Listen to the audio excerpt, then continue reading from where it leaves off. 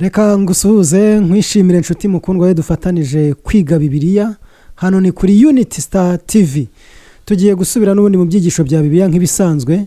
Tuguhaye ikaze rero.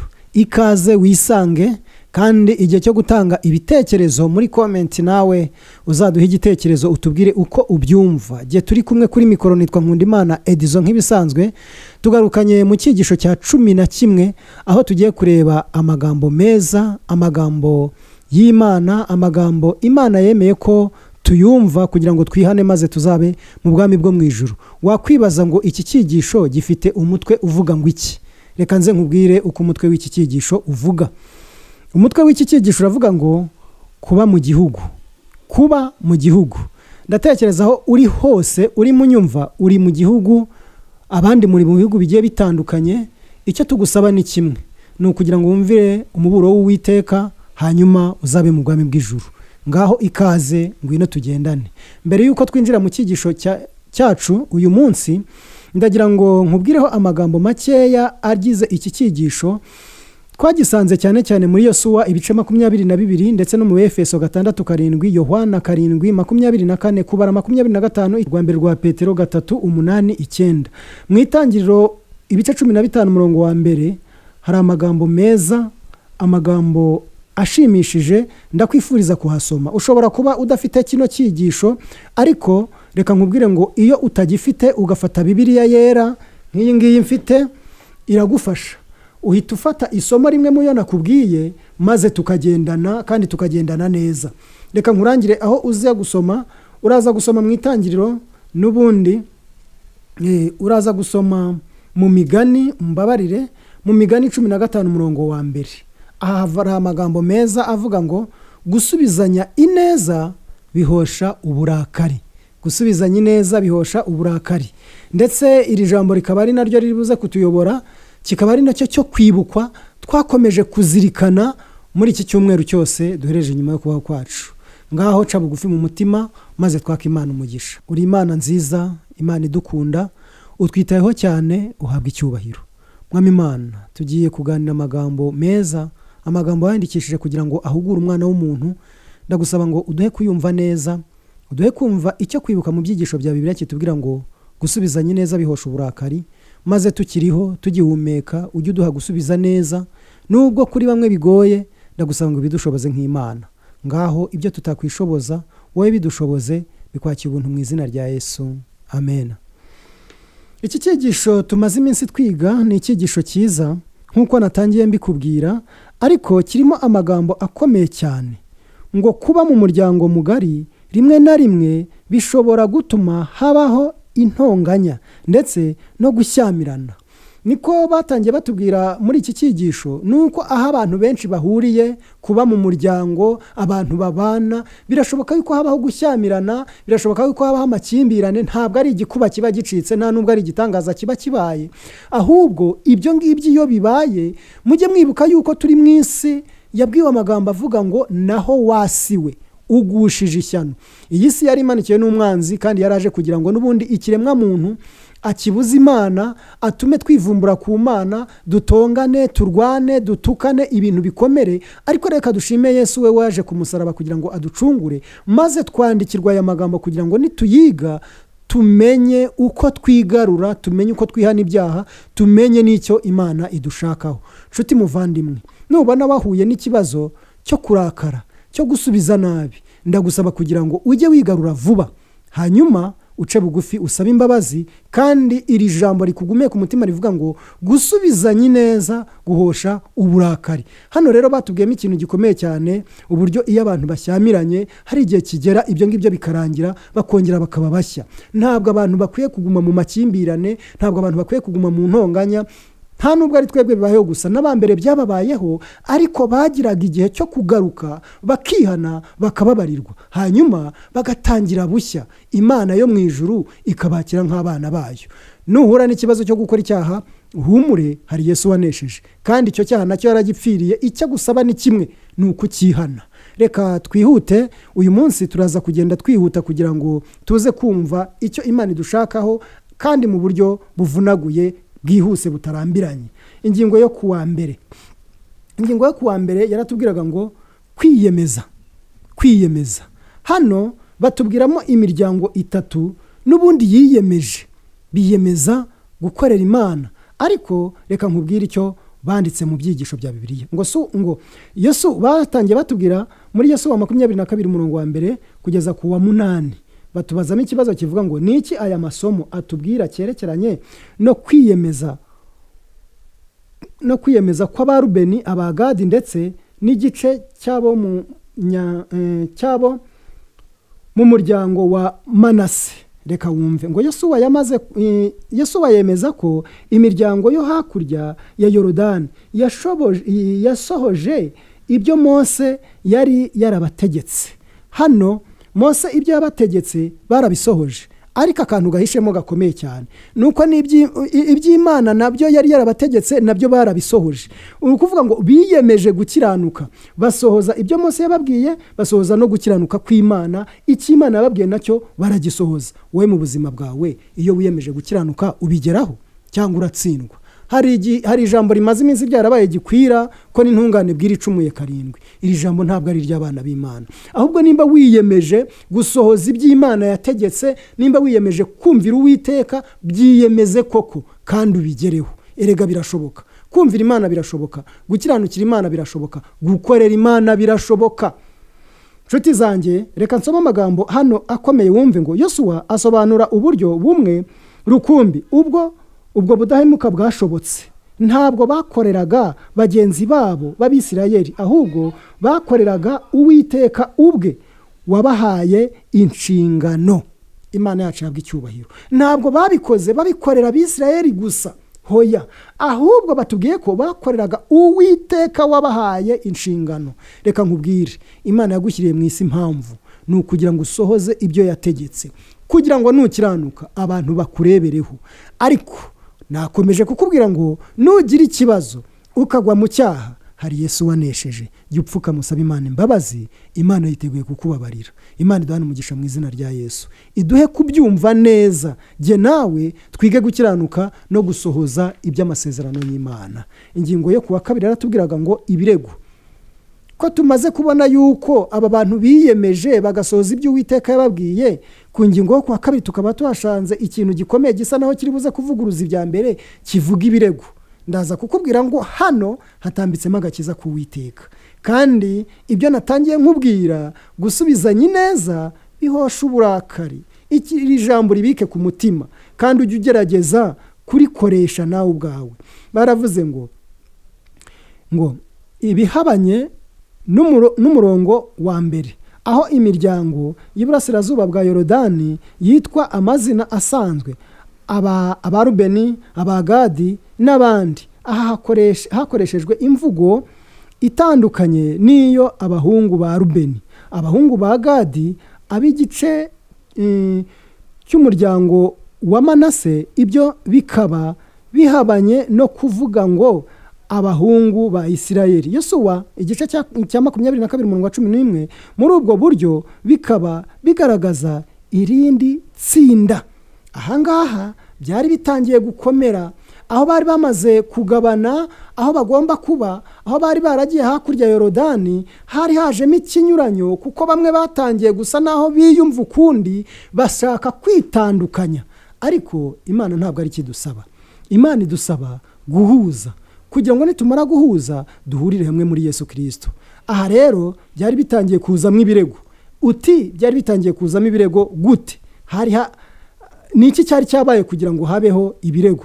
Ngo dushobora gutekereza ko iyo nkuru yarangiye neza, nyamara haje kuvuka impagarara ubwo byavugwaga ko imiryango y'Iburasirazuba yubatse igicaniro. Umva icyo bapfuye.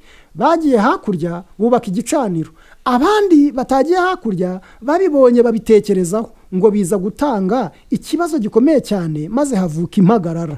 Ariko nshuti muvandimwe, reka nkubwire ngo uko babisobanuye turaje tubibone, ntabwo byari bikwiye gutera impagarara. Kandi abantu baba bakwiye gutekereza neza, kugira ngo nubona mugenzi wawe, mbere yo guhutirako, mbere yo gufata umwanzuro, mbere yo kumva wamurakarira, ca bugufi ubanza umenye ngo kino yakoze cyatewe n'iki, ese kuki? Banza unitonde, uceceke, hanyuma wige gukemura ikibazo mu buryo bwo gukiranuka. Reka nsoreze ku magambo avuga ngo kutagisha inama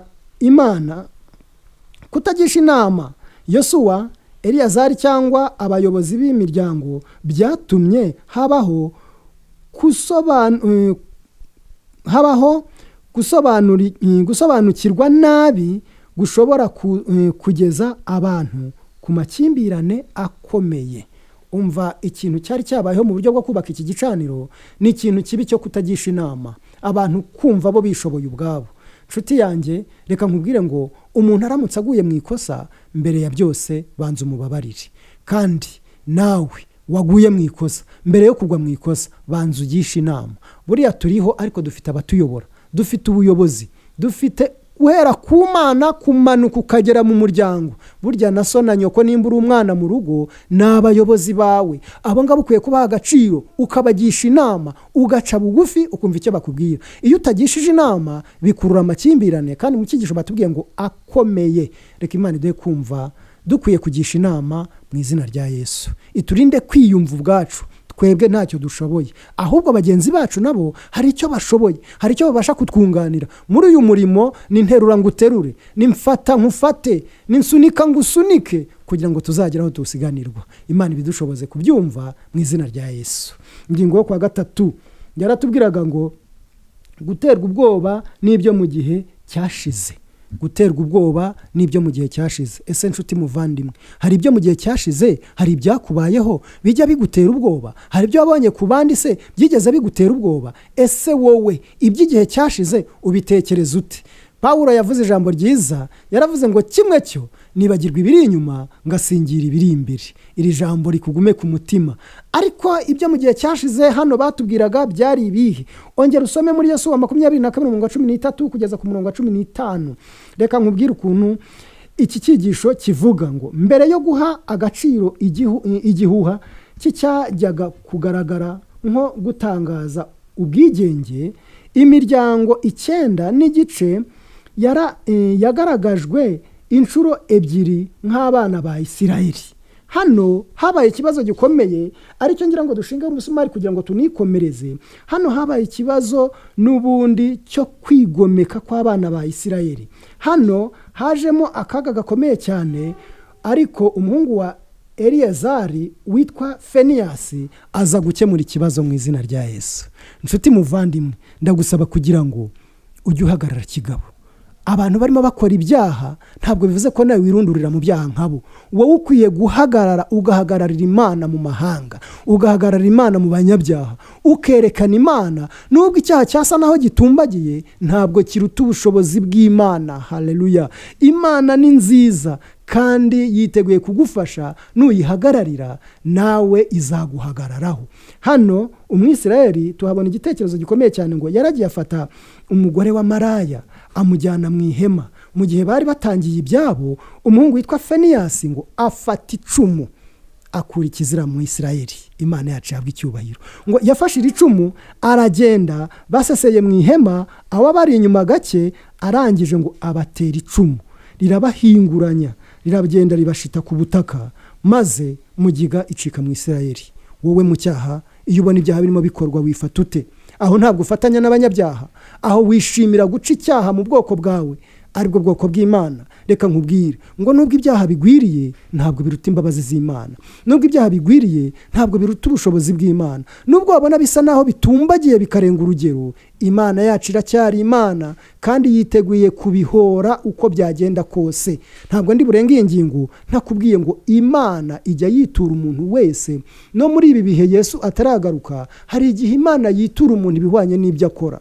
Nshuti y'Imana, hagarara mu ishyaka ry'Imana, hagarara mu kwizera. Ntukemere ko ibyaha bikorerwa mu muryango wawe, ntukemere ko ibyaha bikorerwa iruhande rwawe. Nubwo byaba, wowe komera nk'intwari, ube nka Feniyasi, maze uce ikizira mu muryango w'Imana. Imana iduhe kubyumva neza mu izina rya Yesu. Icyo ngusabira muri iyi minsi iheruka amateka y'isi ni ukuba intwari, ni ukuhagararira Imana, ugafata icumu nk'uko Feniyasi yafashe icumu. Ndavuga mu buryo bw'umwuka, ugafata ijambo ry'Imana, ugafata Bibiliya yera, maze ukamagana icyaha n'igisa nacyo. Imana izabikwibukira kandi Imana izabiguhera umugisha. Ngaho ngwino dukomeze ku ngingo yo kuwa 4 twumve nayo icyo yatubwiraga. Igisubizo kirimo kwiyoroshya. Hano batubwiyemo ikintu gikomeye cyane, ko uribuka ku ngingo yo kuwa 2 yatubwiraga iby'ibirego. Aba bantu bahamagawe kugira ngo babazwe impamvu bubatse kiriya gicaniro, ariko batanze igisubizo kirimo kwiyoroshya, baca bugufi, basohoza rya somo rivuga ngo gusubizanya neza bihosha uburakari. Harya wowe iyo utanga ibisubizo byawe, aho ntutanga abagabo ukarakara, ukumva watukana, ukumva warwana, nubwo ibyo waba uvuga byaba byumvikana, reka nkubwire ngo uko wabikora kose urasabwa gutanga igisubizo kirimo kwiyoroshya, urasabwa guca bugufi. Basobanuye ko ibicaniro bubatse cyagombaga kuzajya cyibutsa abana babo kandi kikaba umuhuza muri bo, maze kwiyoroshya kwabo bituma igisubizo batanze cyumvikana neza. Inshuti yanjye, gusubizanya neza guhosha uburakari. Iryo jambo ukomeze uribike mu mutima. Muri iki cyigisho cyose, nubwo wabikira ijambo rivuga ngo gusubizanya neza bihosha uburakari, ndakubwiza ukuri ngo waba warize, kandi waba warize neza. Imana iduhe kubyumva mu izina rya Yesu. Ingingo yo kuwa 5 yaratubwiraga ngo gukemura amakimbirane. Ujye ukemura amakimbirane cyangwa ahubwo uteza amakimbirane. Muri iyi minsi abantu bakangukiye guteza amakimbirane. Usibye n'abantu ku giti cyabo, ujye ubona ko n'ibihugu bigirana amakimbirane. Isi yuzuyemo amakimbirane. Mbese wowe ukemura amakimbirane ute? Reka dusome amagambo makeya ari hano ngo inkuru yo muri Yesu wa 22 ikubiyemo amahame menshi yo kuganira ashobora gukoreshwa mu mibanire y'abantu ya buri munsi mu muryango, mu itorero ndetse no mu muryango mugari. Hano batubwiyemo ikintu gikomeye cyane. Inkuru iri muri Yosuwa ibice 22 ikubiyemo ibyakwigisha gukemura amakimbirane mu buryo bwo kuganira mu muryango mugari, mu muryango w'iwawe, ndetse mu itorero n'ahandi hose hasanzwe. Batubwiye muri iki cyigisho ikintu gikomeye, ko ikibazo gikemurwa no kuganirwaho atari uguceceka. Hari igihe muri iyi minsi abantu bagira ibibazo bakabyibikamo. Yewe nanjye bijya bimbaho, nagira ikibazo nkumva nta muntu nshaka kukibwira, nkakibika mu mutima. Ariko ndimo niga kino cyigisho, nasanze kugira ikibazo ukagicecekana ari bibi cyane. Yewe reka nkubwire ko ari nabyo bijya biturukaho za ndwara zitwa toroma. Kumwe wacecekanye ikibazo bikagenda bikaba ibibazo byinshi, bikajya bigaruka mu bwonko kandi bikakwangiza. Inshuti y'Imana, gerageza gukemura ikibazo. Kandi nugira ikibazo, nakubwiye ngo kugira ikibazo ntabwo ari ishyano. Ibyo nyine bigomba kubaho, turi mu isi y'akaga. Ariko hamagara uwo mwagiranye ikibazo, mukiganireho, mugikemure. Nabyanga, bwira Imana yawe, bwira mugenzi wawe, bwira inshuti yawe wishyikiraho, uyibwire ko wagize ikibazo, uyiruhukiremo. Kandi mbere y'ibyo byose, hamagara Yesu, uce bugufi. Gusubizanya neza wumve ko bihosha uburakari. Ikindi, kwita ku mpamvu runaka zidafite ishingiro, ibyo ngibyo ntabwo bikwiriye, niko mu cyigisho batubwiye. Nyamuneka jya uca bugufi maze ushishoze. Kandi ijambo uri bugumane mu ngingo yo kuwa 5 riravuga ngo hamagara mugenzi wawe ku kibazo mwagize, wowe nawe mukiganireho. Ni mu biganire, mu birangize, kandi nta byacitse. Ujye woroshya ibibazo, nta mpamvu yo gukomeza ibintu nta mpamvu yo kugira ngo bikomeze bikwibike mu mutima. Ahubwo wowe jya ubiganira, birangire, utangire bushyashya, umere nk'umwana mutoya. Kuko ijambo ry'Imana riratubwira ngo nimudahinduka ngo mube nk'abana batoya. Abana bato nta nzika bagira, abana bato ntabwo bajya babika ibibi mu mitima yabo, ahubwo bihutira kubivuga kugira ngo birangire, batangire bushyashya. Nawe rero gira umutima woroshye, ntukibikemo ikibazo, ahubwo jya uganira na mugenzi wawe mwagiranye ikibazo, ndetse n'abandi bose usanze bafite ibibazo ubigishe kubiganiraho, ndetse unabafashe kubikemura. Imana ibigufashemo, iguhe kubyumva, iguhe kubyuza. Kandi ndagusabye kugira ngo ukore amagerageza ku bw'iki cyigisho, nshuti yanjye, ukore amagerageza yo guca bugufi no kuganira ku kibazo. Ndakubwiza ukuri ngo ikibazo abantu baganiriyeho kirakemuka kikarangira. Imana idushoboze kubyumva neza mu izina rya Yesu. Hanyuma twegereye umusozo. Uyu musozo ntabwo ndi buze kuwutindaho, kuko ni umusozo uba urimo amagambo akomeye avuga ngo ibindi byo kwigwa no kuzirikanwa. Mba ngira ngo nawe nguhe umwanya kugira ngo utekereze, usome, wibaze. Hari ibyo mba ntavuzeho, hari ibyo mba ntagejejeho kubera uko igihe kiba kimeze, ahubwo mba ngira ngo nawe winjire mu cyigisho ubyige, hanyuma nuza kubona icyo twakunguka ntavuze ukitubwire, nuza kubona ikibazo ntigeze nsubiza uze kukibaza, hanyuma tuze gusangira. Ibyigisho ni ukwiga nyine, ni ukugira ngo abantu basangire ibitekerezo, ntabwo ari igihe gutanga disikuru, ahubwo nawe wemerewe kujya mu byigisho bya Bibiliya kugira ngo wige. Ntabwo nakwigisha icyigisho cya Bibiliya cyose ngo nyirangize ntagusigiyemo amahurizo cyangwa se ibibazo bizatuma utekereza ku Mana, bizatuma ukunda Imana, bizatuma unasobanukirwa. Ndasoma amagambo makeya cyane. Baratubwiye ngo soma igitabo cyanditswe na Ellen White, Abakurambere n'Abahanuzi. Iki gitabo uzagisome kuri page ya 428 ugeze kuri page ya 438. Ngo nubwo ku ruhande rumwe ari ingenzi ko kujenjeka mu guhangana n'icyaha bikwiriye kwirindwa, ku rundi ruhande narwo ni ingenzi kwirinda imyanzuro ihutiyeho ndetse n'urwikekwe rudafite ishingiro. Kwirinda imyanzuro ihutiyeho n'urwikekwe rudafite ishingiro. Nshuti yanjye, ntukagire urwikekwe rudafite ishingiro. Ngira ngo umunyarwanda we yigeze kuvuga ko gukeka ariko kubeshya, ariko mbere yo guhutiraho banza utuze, urebe uko ibintu byatangiye, unatekereze ngo ibi bintu bizasoza bite. Kandi mu gutuza kwawe tuza usenga, ushima Imana, uyibaza uko icyo kibazo kiri buze gukemuka. Imana yacu itanga ubwenge kandi Imana irasubiza.